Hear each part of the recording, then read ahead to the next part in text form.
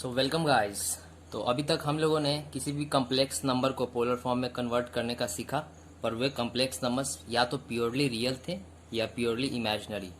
पर अगर ऐसे एग्जांपल्स हम लेते हैं जिसमें दोनों हो, इमेजिनरी भी पार्ट हो और रियल पार्ट भी हो, तब उस कम्प्लेक्स नंबर को हम पोलर फॉर्म में कैसे कन्वर्ट करेंगे। तो चलिए स्टार्ट करते हैं। तो पहले मैं बताना चाहूँगा कि इस कम्प्लेक्स नंबर को मान लेते हैं कि ये z है और ये कॉम्प्लेक्स नंबर हो गया हमारा। और पोलर फॉर्म z का मान लेते हैं, लेट आप लिख सकते हो कि r cos theta i sin theta होता है। पिछले वीडियोस में हमने अभी तक यहाँ देखा है स्टेप बाय स्टेप। अब हम लोग क्या करेंगे, जैसा कि आपको दिख रहा होगा, इसको हम मल्टीप्लाई कर देते हैं। तो ये कॉम्प्लेक्स नंबर ये जो है इसी कॉम्प्लेक्स नंबर का पोलर फॉर्म में रिटर्न है। तो ये r cos थीटा, ये जो रियल पार्ट हो गया और ये इमेजिनरी पार्ट, और ये दोनों बराबर है, तो ये r cos थीटा -1 के बराबर हो जाएगा। ये रियल पार्ट बराबर हो जाएगा। उसी तरीके से ये इमेजिनरी पार्ट इस इमेजिनरी पार्ट के बराबर हो जाएगा। आई तो कैंसिल हो जाएगा, तो r sin theta is equal to √3। अब यहाँ से हम लोग क्या करेंगे, तो यहाँ से हम लोग दोनों तरफ स्क्वायर कर सकते हैं, जैसा कि पिछले वीडियोस में हमने देखा है। तो अगर इस इक्वेशन को दोनों तरफ स्क्वायर करते हैं तो कुछ इस तरीके से आएगा, -1 का होल स्क्वायर। सिमिलरली इधर भी हम लोग इस इक्वेशन में भी वही करेंगे। तो इधर हमारे पास r square cos square theta is equal to 1 आ जाएगा, और इधर हमारे पास r square sine square theta is equal to 3 आ जाएगा।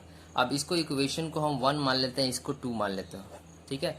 और इस दोनों इक्वेशन को हम ऐड कर देते हैं। तो एडिंग 1 एंड 2, जब दोनों इक्वेशन को हम लोग ऐड करते हैं तो हमारे पास क्या हो जाएगा, ये LHS और LHS पार्ट वालों को दोनों को हम लोग जोड़ देंगे। तो r square cos square theta plus r square sine square theta, वो इधर 1 + 3 के बराबर हो जाएगा।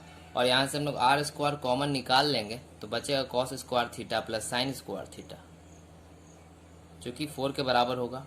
और इसका वैल्यू होता है 1, तो r square into 1 is equal to 4। So यहाँ से r का जो वैल्यू हो जाएगा √4 दैट इज इक्वल टू 2। अब यहाँ पे r का वैल्यू माइनस में नहीं लेंगे, क्योंकि r यहाँ पे आपको पता है, हम लोगों ने पिछले वीडियो में देखा है कि वो डिस्टेंस होता है और डिस्टेंस का वैल्यू कभी भी नेगेटिव नहीं होता है। तो इसलिए r का वैल्यू हम लोग 2 ही लेंगे, +2 लेंगे, ठीक है। अब हम लोग क्या करेंगे कि ये जो दोनों इक्वेशन था इसको हम डिवाइड कर देंगे। तो डिवाइड करने पे हम क्या लिखते हैं, r sin थीटा को हम लोग r cos थीटा से डिवाइड कर देते हैं। r sin थीटा का वैल्यू था हमारे पास √3 और r cos थीटा का वैल्यू था -1। तो r तो कैंसिल हो गया। फाइनली ये tan theta is equal to हमारे पास -√3। अब यहाँ पे एक बिल्कुल ही इम्पॉर्टेंट पॉइंट है जो आप लोग ध्यान से सुनना, कि जब भी कोई कॉम्प्लेक्स नंबर इस तरीके का दिया हो और उसमें आपको पोलर फॉर्म में इसको कन्वर्ट करना हो, जिसमें रियल पार्ट भी और इमेजिनरी पार्ट भी दोनों प्रेजेंट हो, तब हम लोग क्या करेंगे, एक ये फार्मूला लगाते हैं tan अल्फा, जो कि मॉड ऑफ tan थीटा के बराबर होता है, ठीक है। So tan alpha is equal to हमारे पास mod of tan theta. tan theta आया कितना है, -√3। बेसिकली इसको जो भी वैल्यू है उसको पॉजिटिव बनाने के लिए, तो tan अल्फा का जो वैल्यू है वो हमारे पास पॉजिटिव √3 आ गया, ठीक है। ये जरूर लिखते हैं, जब भी ऐसा कॉम्प्लेक्स नंबर जिसमें रियल और इमेजिनरी पार्ट दोनों हो तो हम लोग tan alpha is equal to mod tan theta का फार्मूला लगाते हैं, और ये बेसिकली इसको पॉजिटिव वैल्यू लाना होता है। अब हम लोग साथ ही साथ एक और चीज करेंगे कि ये जो हमारा कॉम्प्लेक्स नंबर है वो किस क्वाड्रेंट में लाइक कर रहा है। तो जैसा कि हम लोग जानते हैं ये x पार्ट को डिनोट करता है रियल पार्ट, और इमेजिनरी पार्ट y एक्सिस को डिनोट करता है, y पार्ट को डिनोट करता है। तो ये इस तरह का क्वाड्रेंट होता है, हम लोग पिछले वीडियोस में देखे हैं। तो इसमें x पॉजिटिव y पॉजिटिव, इसमें x नेगेटिव है मतलब दिस साइड, और y पॉजिटिव है मतलब दिस साइड। मतलब सेकंड क्वाड्रेंट में ये कॉम्प्लेक्स नंबर लाइक कर रहा है, और सेकंड क्वाड्रेंट में कॉम्प्लेक्स नंबर लाइक कर रहा है तो इसमें जो थीटा होता है वो पाई माइनस अल्फा के बराबर होता है। हम लोगों ने देखा हुआ है फार्मूला, ठीक है। फिलहाल इसको हम लोग सॉल्व कर लेते हैं। So tan alpha is equal to √3 को क्या लिख सकते हैं, tan 60 डिग्री, और 60 डिग्री को क्या लिख सकते हैं, π/3।